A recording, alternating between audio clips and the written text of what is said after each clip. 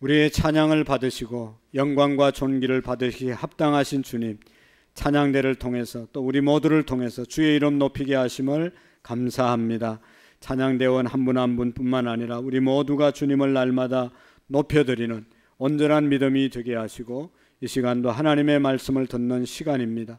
영의 길을 열어 주시옵시고 우리의 마음이 활짝 열려져 주의 말씀을 마음속에 깊이 새기기에 부족함이 없도록 하나님을 믿는 믿음의 축복을 허락해 주옵소서. 예수님 이름으로 기도하옵나이다. 아멘. 우리 맹모 삼천지교라는 말이 있죠. 맹자 어머니가 맹자 교육시키기 위해서 3번 이사했다라고 하는 그런 말에서 유래된 것이죠. 자녀를 키우면서 이 공동묘지 옆에 살았던 적이 있었습니다. 이 아들이 공동묘지에서 장례 치르는 모습을 보면서 항상 그 놀이를 하면서 아들이 노는 것을 보았죠. 어머니의 마음이 아파서 이래서는 안 되겠다. 아들을 데리고 다시 이사를 했습니다. 시장 가까운 곳으로, 시장 쪽으로 이사했죠. 시장 가서 시장 가까이에서 살다 보니까 시장에서 장사하는 분들의 그 모습을 보면서 또 배우고 그런 놀이를 하면서 성장하는 겁니다. 그래서 여기도 아니다 싶어서 아이를 데리고 걸방, 요즘 말로 말하면 학교 옆으로 이사를 했다라고 하는 것이죠. 학교 옆으로 이사 가니까 날마다 글을 읽고 이제 공부하는 그런 모습을 보면서 공부하면서 성장했다라고 하는 그런 이야기입니다. 우리가 이것을 부모님께서 자녀 교육에 대해서 우리가 귀한 교훈을 받을 수 있을 뿐만 아니라 우리의 삶의 현장이, 내가 거하는 곳이 어느 곳이냐, 거기에 대해서 우리가 영향을 많이 받을 수밖에 없다는 것이죠. 우리 인간은 어쩔 수 없이 내가 삶의 현장에서 영향을 받고 살아갈 수밖에 없는 존재입니다. 여러분, 사람이 어디에 사느냐, 그것은 그 사람의 인생을 결정할 수 있는 아주 중요한 그러한 기본이 되는 것이죠. 우리가 주님 안에 거하고 우리가 교회 안에 거하고 매주마다 우리가 예배를 드림으로 우리가 하나님 안에 거할 수 있고 믿음으로 살아갈 수 있는 것이죠. 그러나 여러분, 아무리 내가 믿음이 좋아도 주일날 예배 자리에 나오지 않고 하나님의 성전을 멀리하고 하나님의 주님 안에 거하지 않으면 결국은 사탄의 소굴에 거하면 어쩔 수 없이 우리가 죄를 짓게 되고 우리가 죄의 결과로 멸망에 이를 것입니다. 오늘 이 시간도 이 성전에 우리가 있기에 하나님 앞에 예배를 드리고 우리의 삶이 거룩해지는 것이지, 내가 아무리 옛날에 믿음이 좋고 내가 특별한 사람이라 할지라도 지금 죄 짓는 자리에 있으면, 죄의 소굴에 있으면 여전히 죄 가운데 죄를 범할 수밖에 없는 그런 존재가 되어지는 것입니다. 그런 면에서 보면 오늘 저와 여러분들이 이 자리에 주님 안에, 믿음 안에, 교회 안에, 예배 안에, 기도 안에 살아간다는 것은 너무나 큰 축복임을 믿으시기를 바랍니다. 여러분, 하나님을 믿는다는 것이 얼마나 큰 축복인지 모릅니다. 세상에 많은 복들이 있지만 정말로 하나님을 내가 온전히 믿어지고 하나님의 자녀로 살아간다는 것은 너무나 큰 축복입니다.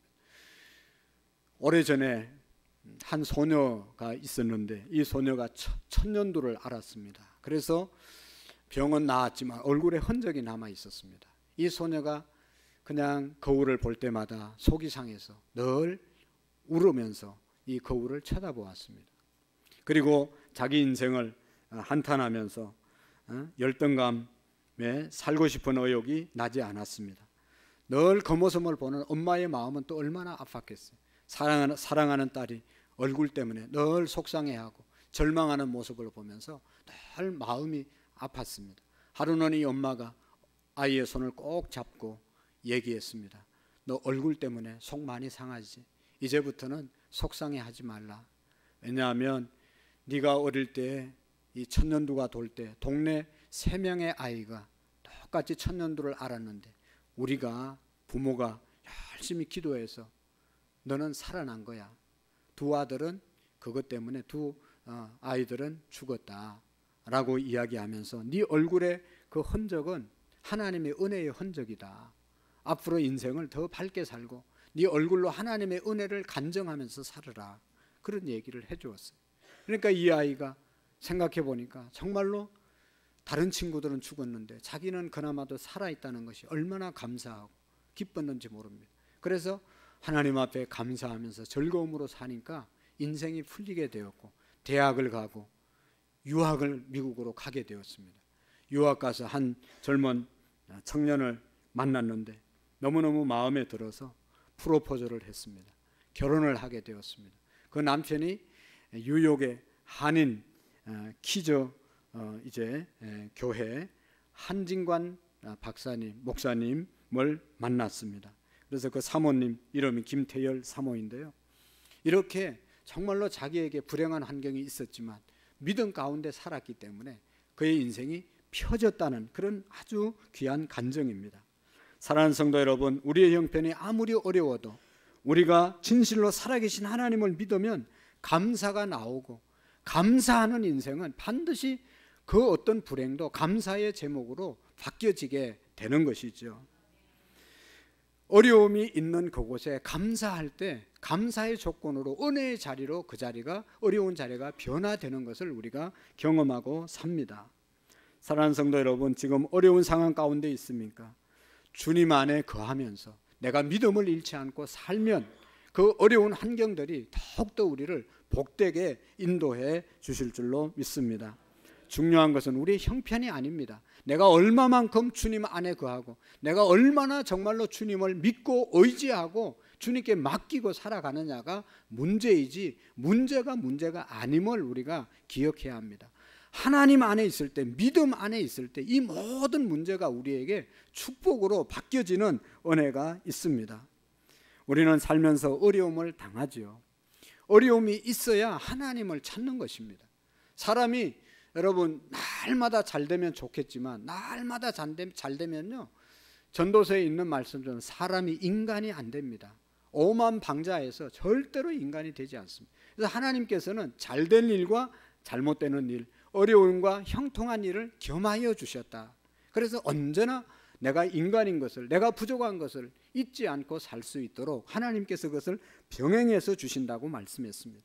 사람들이 하나님 앞에 나오는 과정들이 있는데 그 동기가 계기가 있는데 잘 될 때 하나님 앞에 나온 사람보다 조금이라도 어려웠을 때, 힘들 때, 병들었을 때 주님 찾아온 사람들이 훨씬 더 많습니다. 지난 금요일 날 우리가 마태복음 9장에 보면 야이로, 회당장 야이로의 딸이 죽었습니다.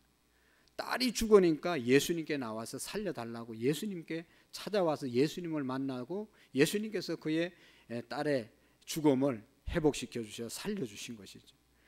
그 딸의 집에 가다가 12해 동안 혈루증으로 앓다가 있는 거 다 허비하고 몸이 다 망가지고 세상 어디 가도 고칠 수 없는 그러한 병에 걸려있는 이 혈루증 여인이 예수님께 나와서 예수님의 옷자락만 만져도 내 병이 낫겠습니다.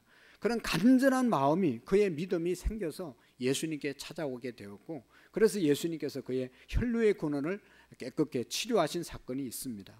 여러분, 중요한 게 뭐예요? 혈루병에 걸리는 것이 아니라, 정말로 딸이 죽는 것이 문제가 아니라 예수님을 찾는 것이, 예수님을 찾으면 그 모든 어려움들이 회복되어지고 주님을 찾을 수 있는 그런 동기가 언젠가 하면 어려움이 있을 때 찾게 된다는 것이죠. 그러니까 오늘 저와 여러분들이 어려움을 당했어도 그것 때문에 낙심할 필요가 없다는 것이죠. 오히려 그것 때문에 하나님을 찾고 하나님을 찾을 때, 믿음을 가질 때 그 믿음대로 역사하는 은혜가 임하게 될 줄로 믿습니다. 여러분, 하나님 믿는 믿음이 적은 사람들, 또 하나님 믿기가 어려운 사람들은 어떤 사람이에요? 너무나 좋은 환경이라고 스스로 생각하고 자기가 최고라고 생각하는 사람은 하나님을 찾기가, 하나님을 만나기가 어렵습니다. 잘났다고 하는 사람들 하나님 찾기가 힘들죠. 그러나 사실은 잘나고 부족함이 없다고 말해도 자기의 몸에 큰 병이 걸리거나 자기 자식이 아프면 꼼짝 마라 하는 것을 우리가 볼 수가 있습니다. 인간의 한계를 느끼게 되는 것이죠. 여러분, 역시 사람은 자신이 겪는 고통만큼 성장하게 되고 또 고통 가운데 지혜롭게 되고 더 발전하는 그러한 존재가 되어집니다. 우리의 부족함을 인정할 때, 정말로 하나님을 만나게 되고 그 속에서 진정한 믿음을 갖게 되는 것입니다. 사람에게 믿음 안에 있는 것, 주님 안에 있는 것, 그리고 주님 밖에 있는 것, 믿음 없이 사는 것은 엄청난 차이가 있습니다. 우리가 정말로 하나님을 믿는 믿음이 있으면 작은 가능성만 있더라도 믿음으로 그 작은 가능성을 정말로 성공으로 바꾸는 그런 기적의 사람으로 쓰임 받습니다. 그러나 믿음이 없으면 온갖 조건이 다 갖추어져도 작은 어려움에도 넘어지고 쓰러지는 것이 믿음 없는 사람의 결과인 것을 우리가 볼 수가 있습니다. 어떤 세일즈맨이 물건을 팔 때마다 사람에게 거절을 당해도 못 팔아도 이 사람은 항상 웃는 겁니다. 그래서 이상해서 옆에서 같이 다니던 친구가 물어보았어요. 너는 어떻게 물건을 팔지 못하고 거절을 당해도 그렇게 웃냐 물었습니다. 그때 이 친구가 말했습니다. 내 경험에 의하면 11번 거절당하면 12번째는 사람들이 사더라. 그러니까 빨리 거절을 많이 당해야 11번이 돌아와서 빨리 이 물건을 팔 거 아니냐. 그래서 한 번, 두 번 거절당하는 것은 너무너무 기쁘다는 겁니다. 곧 이 물건을 팔 그런 시간이 가까워왔기 때문에 기뻐했다는 것입니다. 여러분 언제나 이렇게 긍정적으로 생각하고 믿음으로 생각하면 이러한 일들이 일어나는 것 아니겠습니까? 우리가 전도할 때도 전도해보지만 한두 번 전도해보고 되는 게 별로 없잖아요. 여러 번 기도하고 인내하면서 기도하고 하나님의 때가 되면 주님이 인도하실 줄로 믿습니다. 여러분 오늘 성경의 말씀에 보면 그런 말씀이죠. 주님 안에 거하는 자가 얼마나 큰 축복인가. 예수님과 제자들, 예수님 마지막 설교인데요. 너희와 나의 관계가 뭐다. 성도와 주님과의 관계가 무엇이다. 교회와 성도의 관계는 무엇이다 라고 하는 것을 우리에게 분명하게 가르쳐 줍니다. 나는 포도나무요 너희는 가지다. 나는 누구예요 여기서? 예수님. 예수님은 포도나무이시고 우리는 가지다. 하나님 아버지는 농부이시다. 우리를 가꾸어 주시는 농부가 하나님이시다. 가지가 살 수 있는 것, 가지가 열매를 맺을 수 있는 것, 가지의 가치는 나무에 붙어 있을 때 나무로부터 영양을 공급받고 풍성한 열매를 맺게 될 것이다. 그래서 가지된 우리들은 늘 나무에 붙어 있어야 된다. 나무에 거해야 된다. 나무 안에 거해야 된다. 성도든 우리들은 주님께 붙어 있어야 되고 주님 안에 거해야 되고 교회 안에 있을 때 우리가 많은 하나님의 축복을 받을 수 있다는 것이죠. 그래서 여러분 정말로 주님 안에 거한다는 것, 오늘 이 자리에 오셨다는 것 너무너무 큰 축복이에요. 오늘 성경에 보면 주님 안에 거하는 자의 첫 번째 축복은 너희가 내 안에 거하라. 나도 너희 안에 거하리라. 우리가 주님 안에 거할 때 주님이 우리 안에 계신다고 그랬어요. 주님이 우리 안에 거하시면, 성령님이 예수님이 우리 안에 거하시면 어떻게 됩니까? 죄의 저주로 말미암아 우리가 구원을 받게 되는 것입니다. 사탄의 자식에서 하나님의 자녀로 거듭나게 되는 것입니다. 지옥 갈 수밖에 없는 사람들이 예수님을 영접하면 천국의 백성으로 거듭나게 되는 것입니다. 천국을 마음속에 늘 누리며 살아갈 수 있는 것이죠. 그래서 천국을, 예수님을 모시고 천국을 누리며 살아가는 사람들은 마음의 천국을 이루는 것이죠. 그래서 내가 할 수 없는 일에 대해서는 속상해하지 아니하고 이거 할 수 없는 일이구나 받아들여서 마음이 편안하고, 내가 할 수 있는 일, 해결할 수 있는 일들은 내가 하나님께 기도하면서 해결해 나가는 그런 지혜와 용기가 있는 사람들이고, 또 이거 해결할 수 있을지 해결할 수 없을지 잘 분별해서 해결할 수 있는 것은 해결하고 해결 못하는 것은 하나님께 맡기는 그런 믿음으로 살아가는 사람들이 주님이 우리 마음속에 있는 사람들입니다. 뿐만 아니라 여러분, 성령이 우리 마음속에 오면 그때부터 우리가 영적인 생활로 바뀌게 됩니다. 우리는 육적인 사람들이잖아요. 그러나 예수님을 영접하면 그때부터 영적인 사람이 되는 겁니다. 영적인 사람과 육적인 사람의 차이는 뭐냐? 육적인 사람은 항상 세상을 바라보고 살아가는 사람들이죠. 우리가 찬양도 있잖아요. 세상을 보며 사람을 볼 때 만족함이 없습니다. 그러나 영적인 사람은 하나님을 바라보고 하나님의 관심을 갖고 살아가는 사람들입니다. 여러분, 우리가 교회를 열심히 다녀도 아직도 내가 세상의 것만 관심이 가득 차 있으면 우리는 영적인 사람이 아닙니다. 하나님에 대해서 관심이 있고 하나님을 바라보고 하나님의 뜻을 생각하고 주님을 바라보는 것, 그것이 영적인 사람입니다. 그럴 때 여러분, 세상을 보면 속상한 일, 원망과 불평이 일어날 수밖에 없지만 하나님 바라보면 하나님이 주시는 평화와 하나님이 주시는 은혜와 하나님이 주신 기쁨이 충만하게 될 줄로 믿습니다. 여러분, 우리는 하나님의 은혜로 살아가는 것 아니겠습니까? 내가 잘 돼도 그것이 내가 잘해서 되는 것이 아니잖아요. 여러분, 내 노력대로 된다면 못 살 사람이 누가 있어요? 다 잘 살고 다 성공하고 다 출세해야 되는데 하나님의 은혜가 임해야 되는 것이죠.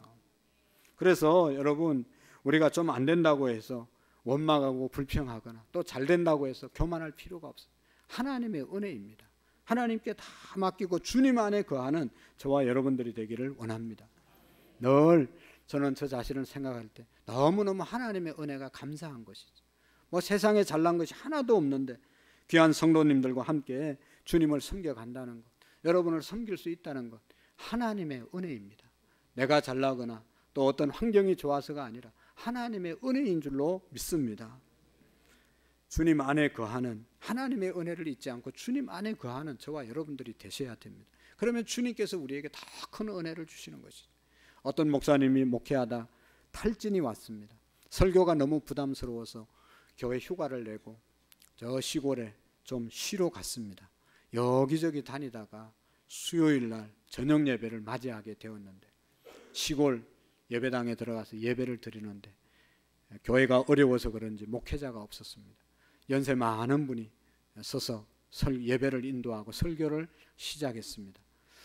이분이 설교하다 말고 뭐 새로운 사람이 와서 앉아서 긴장을 해서 그런지 늘 했던 말을 또 하고 했던 말을 또 하고 그렇게 하다. 여러분, 주님 안에 거하십시오. 여러분, 주님 안에 거해야 합니다. 라고 계속 더덩거리면서 주님 안에 거하라고 그렇게 설교를 하는 겁니다. 설교하던 목사님은 이게 설교가 익숙해졌으니까 금방 알아차릴 것 아니겠어요? 그런데 놀라운 것은 주님 안에 거해야 합니다. 주님 안에 거해야 합니다. 이 설교자가 당황해서 하는 이야기인데 거기에 은혜가 되었어요. 아, 주님 안에 거해야 되는구나. 그동안 목회하면서 주님 안에 거했는지 돌아보게 되고 주님 안에 거해야 되겠다는 그런 마음을 가지고 주님 안에 거할 때 그의 마음속에 탈진이 다 사라지고 다시 회복해서 교회로 돌아와서 열심히 목회했다는 그런 이야기가 있습니다. 사랑하는 성도 여러분, 사랑과의 관계는 내가 다른 사람에게 뭘 맡기고 뭘 구하면 관계가 멀어지고 깨집니다. 한두 번은 내 짐을 들어주고 내 여러 가지 어려움을 도와주지만 두 번, 세 번 얘기해 보세요. 그러면 피합니다. 전화도 안 받아요. 그러나 우리 하나님께서는 우리의 짐을 주님께 맡길 때 주님이 기뻐하시는 겁니다. 주님께 자꾸 구할 때 주님은 더 우리를 사랑하시는 겁니다. 주님과의 관계가 더 깊어지는 것입니다. 우리가 주님 안에 거하면서 내 어려운 문제들을 주님께 구하고 주님께 맡기면 주님과의 관계가 더 풍성해지는 은혜가 있음을 믿으시기를 바랍니다. 그래서 우리가 주님 안에 거할 때 주님이 내 안에 거하셔서 나의 문제를 주님이 해결해 주심을 믿으시기를 바랍니다. 오늘 성경에 더 나가서 보면 그런 말이 있잖아요. 내 안에 거하면 과실을 많이 맺나니 나를 떠나서는 너희가 아무것도 할 수 없다. 내가 주님 안에 거하면 주님이 내 안에 거하셔서 우리의 영혼이 구원받고 천국의 평안이 우리에게 임하지만 내 개인적인 그러한 일로 끝나지 아니하고 많은 열매를 맺는다. 많은 열매를 맺는다. 영적인 문제만 해결되는 것이 아니라 육적인 풍성한 열매를 맺으며 살아갈 수 있다는 것이죠. 믿음의 축복은 영혼이 구원받아 천국 가는 것만 그것이 아니라 그것으로 끝나는 것이 아니라 이 땅에서도 성도로서의 삶을 축복의 삶을 살아갈 수 있다는 것입니다. 우리가 온전히 주님을 믿을 때 치유의 복이 임하시고 또 여러분 가정도 잘 되는 그런 은혜가 임하는 것이죠. 예수님의 말씀대로 30배, 60배, 100배의 열매가 주님 안에 있을 때 임하게 되는 줄로 믿습니다. 너희가 나를 떠나서는 아무것도 할 수 없느니라. 주님 안에 거할 때 풍성하지만 주님 떠나면 아무것도 할 수 없다. 여러분 실패의 길을 갈 수밖에 없다는 것이죠. 5절에 나를 떠나서는 너희가 아무것도 할 수 없다고 말씀하고 있습니다. 주님을, 예수님을 멀리하면 일이 되는 것 같지만 여러분 우리 다 경험해 보셨잖아요. 되는 것이 없습니다. 우리 교회 30년 됐는데 초창기에 열심히 함께 전도해서 전도된 사람들 중에 중간에 낙오되고 지금도 세상에서 방황하는 사람들 많이 있습니다. 교회 안 다녀서 잘 사는가 살펴보면 옛날하고 똑같이 옛날보다 더 어렵게 삽니다. 살기가 너무 힘든다는 거예요. 아니 교회 안 나오고 그러면 더 잘 살 줄 알고 교회 안 나오지만 더 어려워졌어요.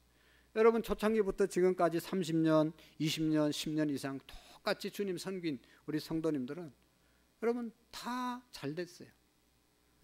영적으로 딴짓하지 않고 가정 이혼하지 않고 다 자녀들 잘 될 뿐만 아니라 육신적으로도 건강하고 다 나름대로 옛날보다 얼마나 좋아졌는지 모릅니다. 할렐루야. 여러분 가장 중요한 것이 뭐예요? 내가 마음속에 예수님 모시고 사냐, 예수님을 놓치고 사냐, 내가 믿음 안에 거하냐, 믿음 잃어버리고 사느냐, 이게 가장 중요한 거예요. 정말로 안타까운 것은 어떤 계기로 인해서 교회 떠난 분들이 다른 교회 잘 다니면 너무 좋은데 영 교회 안 나가고 세상에 방황하는 분들을 만나면 얼마나 마음이 아픈지 몰라요. 주님 떠나면 잘 될 줄 알았는데 여전히 어려운 가운데 헤매는 사람들이 너무 많다는 겁니다.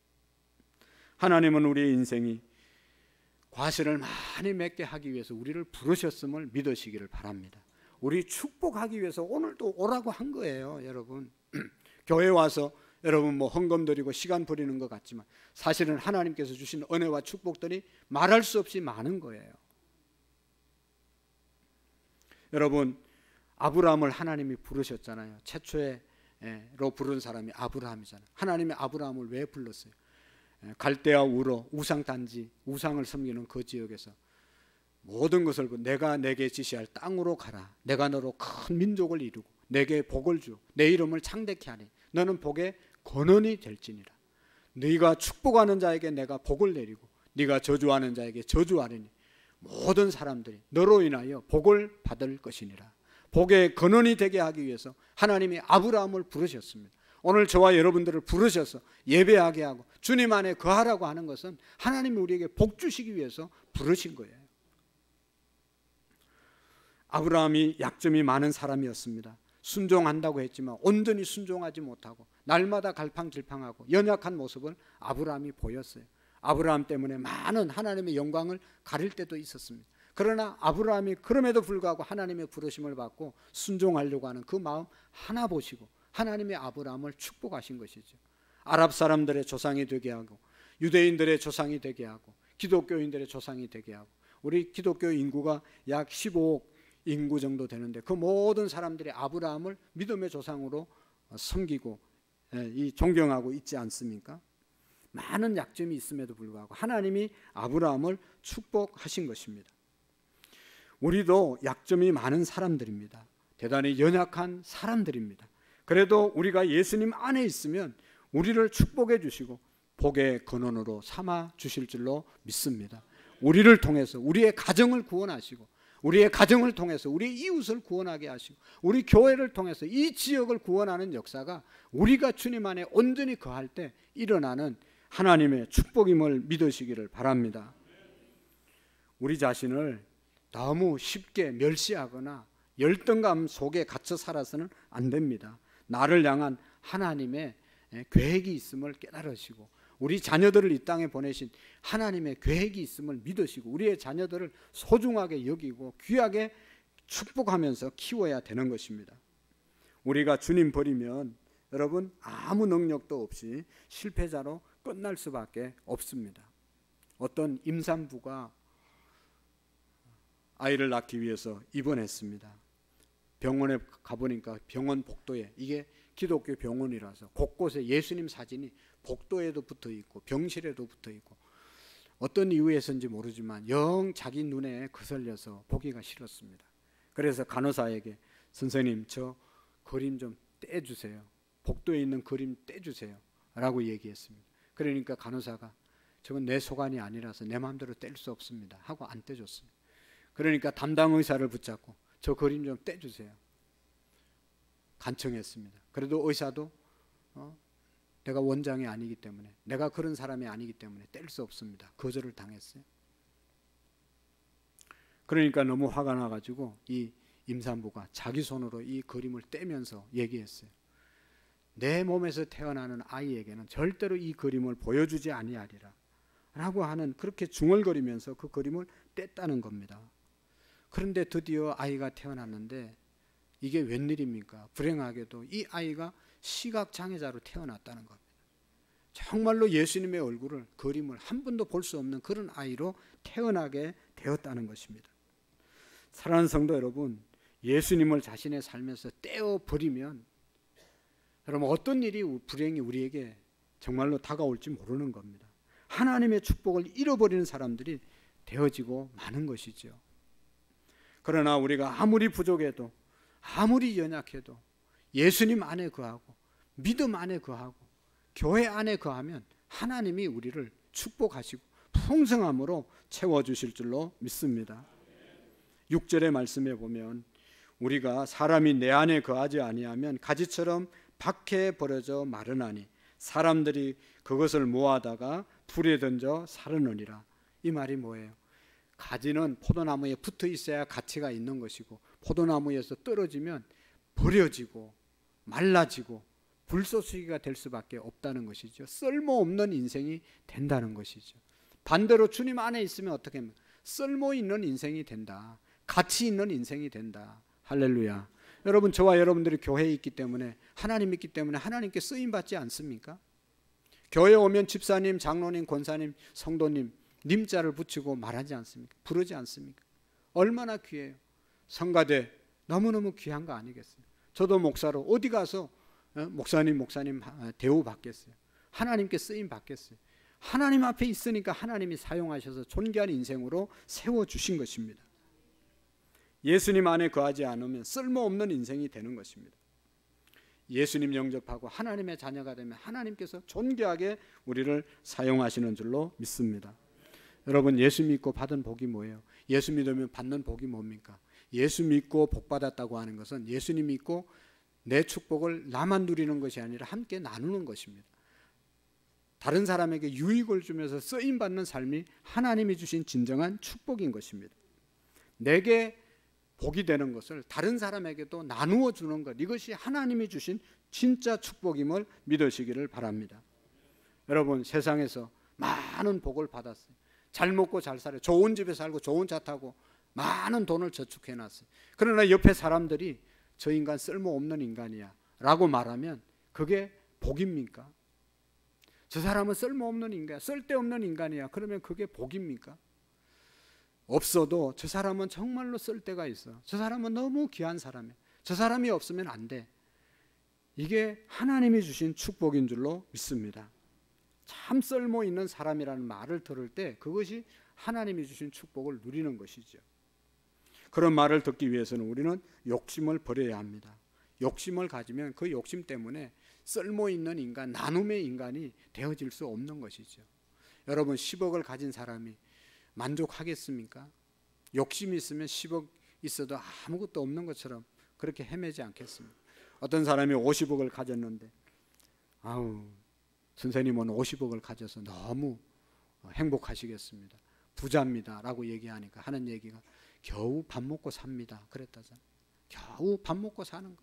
50억 가진 사람은 51억 가진 사람 쳐다보게 되고 60억 가진 사람 쳐다보면 절대로 행복할 수가 없어요. 여러분, 우리는 가진 것, 나보다 못 가진 사람 바라보면서 내게 있는 것 감사하면서 살아가는 그런 저와 여러분들이 되시기를 축복합니다. 내가 아무리 많이 가져도 나보다 더 가진 사람 보는 것은 불행한 것입니다.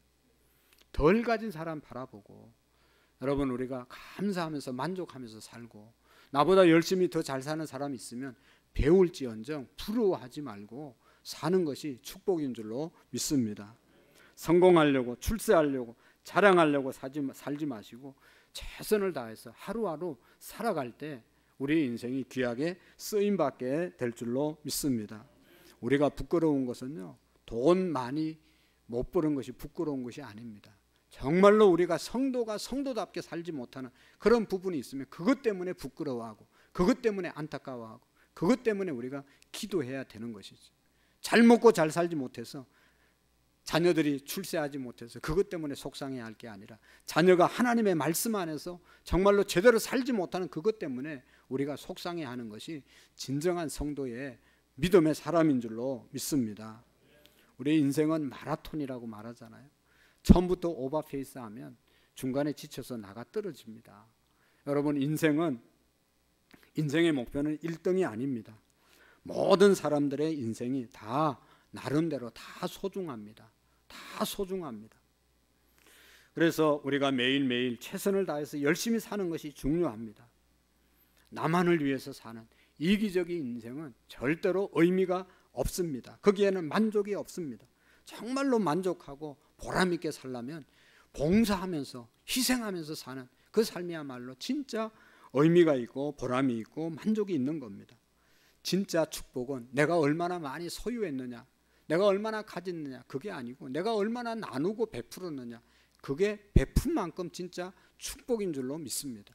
하나님 나라의 그래프에는 네가 얼마나 많이 가졌느냐, 너네 교회가 얼마나 크냐 저한테 묻지 않고 그 교회 가지고 어떤 일을 했냐, 그 교회 성도들 가지고 어떤 일을 했냐, 얼마나 나누면서 살았냐, 그걸 주님이 체크하는 것이지. 몇 명 모여서 예배 드렸냐, 교회가 얼마나 크냐, 네 재산이 얼마냐, 아무런 관심이 하나님께는 없습니다.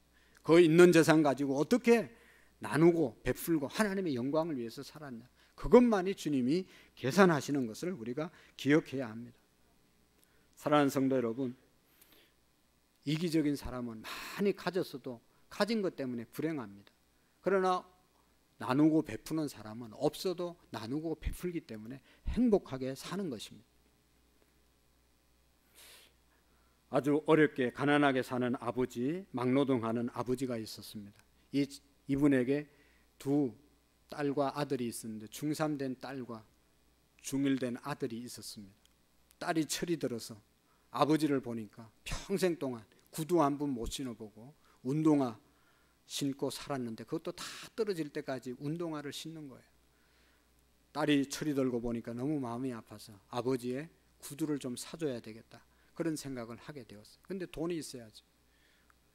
이 딸이 1시간 동안 걸어다니는 통학하는 그런 거리인데 차를 타지 않고 1시간의 거리를 늘 걸어서 다녔어요. 그 차비 아껴서 아빠 신발 사주려고, 구두 사주려고. 그런데 그 1시간 된 거리가 얼마나 가깝게 느껴지고 설레이고 행복한 걸음인지 몰랐다는 겁니다. 어느 날은 이렇게 걸어오는데 저 멀리서 조그마한 남자아이가 터벅터벅 낙엽이를 걸어오는 겁니다. 가까이 와서 보니까 자기 남동생이었습니다. 깜짝 놀라서 너 왜 걸어오냐, 차 안 타고. 그러니까 이 아이가 나도 아빠 구두 한 번 사는데 보태기 위해서 걸어 다닌다고, 그렇게 남동생도 대답을 했습니다. 여러분, 그래서 동생과 누나가 돈을 모아서 아버지의 구두를 사줬다는, 구두 사준 그런 사람의 간증입니다. 여러분, 그처럼 자기의 것을 희생하고 나누려고 하는 그 마음이 우리 인생을 쓸모있게 만든다는 것입니다. 여러분, 우리의 키도 잘하지만 근데 우리의 키는 한정이 있어요. 제가 60년 컸는데 요만큼밖에 못 컸거든요. 이제 앞으로 더 안 클 거예요. 더 줄어들 거예요. 그러나 우리의 마음은 잘할 수 있고 우리의 믿음은 잘할 수 있어요. 우리의 마음과 믿음과 인격이 성장되는 은혜가 있기를 축복합니다.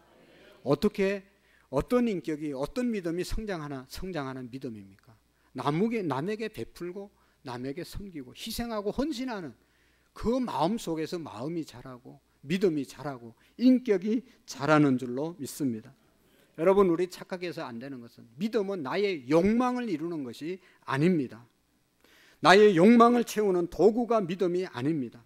남에게 나누어 주는 도구가 믿음이 되셔야 합니다. 그래서 우리의 믿음의 생활에는 선교와 구제, 이게 끊이지면 안 됩니다. 늘 선교하려고 하는 마음, 베풀려고 하는, 구제하려는 마음이 끊어지면 안 됩니다.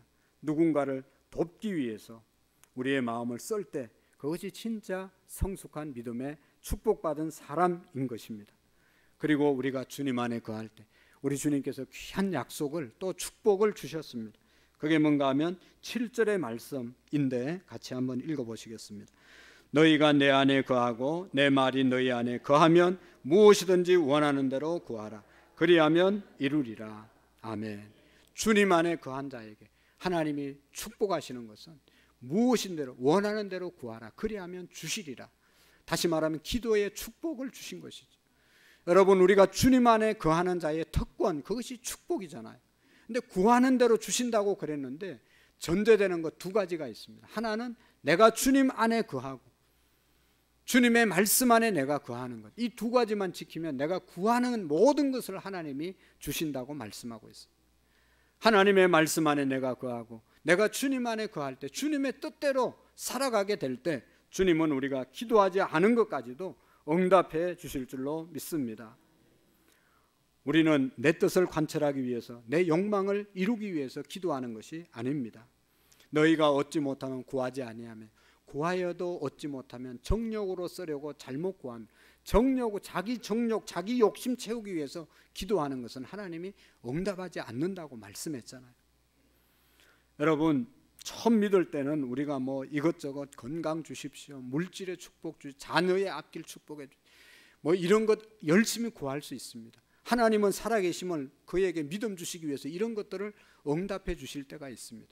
그러나 신앙의 연조가 깊어지면 깊어질수록 이제는 하나님의 뜻을 구하라고, 하나님의 영광을 위해서 구하라고 말씀하셨습니다. 그래서 내 욕망과 내 뜻을 이루기 위한 기도보다는 어떻게 하면 하나님의 뜻을 이루어 드릴까, 하나님께 영광을 돌릴 수 있을까, 그걸 구할 때 하나님께서는 100% 응답해 주신다는 것입니다. 내가 아무리 교회 오래 열심히 다녀도 나만을 위해서 기도하면, 기도 아무리 많이 해도 나만을 위해서 기도하는 사람은 아직도 미성숙한 그리스도인입니다. 정말로 힘들고 어렵더라도 이웃을 위해서, 교회를 위해서, 민족을 위해서, 다른 사람을 위해서 조금이라도 기도하는 그 사람이 성숙한 기도를 드리는 것이죠. 사랑하는 성도 여러분, 기도할 때 우리가 달라고만 하지 마시고, 결과만 달라고 기도하지 마시고, 과정을 달라고 기도할 수 있기를 원합니다. 다른 말로 말하면 부자 되게 해달라고 기도하지 마시고 좋은 일을 할 수 있게 해달라고 기도하셔야 합니다. 사명감을 가지게 해달라고 기도해야 합니다. 기도하고 땀 흘릴 때 그 땀을 기억해 달라고 기도하셔야 합니다. 기도라고 하는 것은 기도만 하면 응답받는다, 공짜 심리로 기도하는 것이 아닙니다.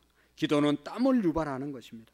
하나님은 내가 대가를 치르는 마음을 가진 그 사람의 기도를 응답하십니다. 내가 기도하고 그 기도를 이루기 위해서 대가를 지불한 그 사람에게 기도를 응답해 주신다는 것입니다. 기도만 하고 가만히 있는 사람, 하늘에서 떨어지는 일이 없습니다. 여러분, 그렇게 가르치는 교회들이 있는데 그게 이단이에요. 내가 기도했으면 그 기도를 이루기 위해서 땀을 흘릴 때 하나님이 이루어 주시고, 그게 하나님의 진짜 복이죠. 하나님 사업 잘 되게 해주세요. 그러면 딴짓하지 말고 열심히 사업하고 정말로 하나님 앞에 바로 서서 열심히 바른 길 걸어갈 때 하나님이 사업 축복하시면 그게 하나님이 주시는 축복이에요. 사업 잘 되게 해달라고 기도하고 펑펑 노는데도 사업 잘 되면 그건 마귀가 주는 유혹입니다. 그건 망할 길입니다. 언젠가는 망하지 않겠어요? 기도에 대해서 우리가 바르게 정의해야 합니다. 여러분, 주님 안에 거하는 자에게 무엇을 구하든지 주신다고 기도의 축복, 특권을 우리에게 주셨는데 이 특권을 우리 모두가 열심히 활용할 수 있기를 바랍니다. 금년 안에 지금도 열심히 기도하지만 더 열심히 기도하는 우리 교회가 되기를 원합니다. 새벽 우리가 5일 동안 금요일 새벽까지 열심히 나와서 기도하시고, 또 금요일 여러분 저녁 기도회 8시부터 9시부터 10시까지 있는 그런 기도회에 우리가 함께 나와서 기도하는 저와 여러분들이 되기를 원합니다. 구하는 자에게 주시고 찾는 자에게 찾게 하시고 두드리는 이에게 열어주시겠다고 약속하셨잖아요. 주님 안에 거하는 자에게 무엇을 구하든지 응답해 주신다고 약속하셨는데, 주님 안에 거하는 우리들이 마음껏 이 하나님의 특권 주신 축복을 우리가 활용하고 누리는 저와 여러분들이 되기를 축복합니다. 하나님 아버지 감사합니다. 주님은 우리의 참 포도나무시고 우리는 가지라고 말씀하셨습니다. 주님, 우리가 이제는 주님 안에 온전히 거하는 믿음으로 풍성한 삶을 누리고 기도하여 또 하나님이 주신 축복을 함께 나누는 믿음의 삶을 살아가는 우리 교회와 우리 모든 성도님들이 되게 해 주옵소서. 예수님의 이름으로 기도하옵나이다. 아멘.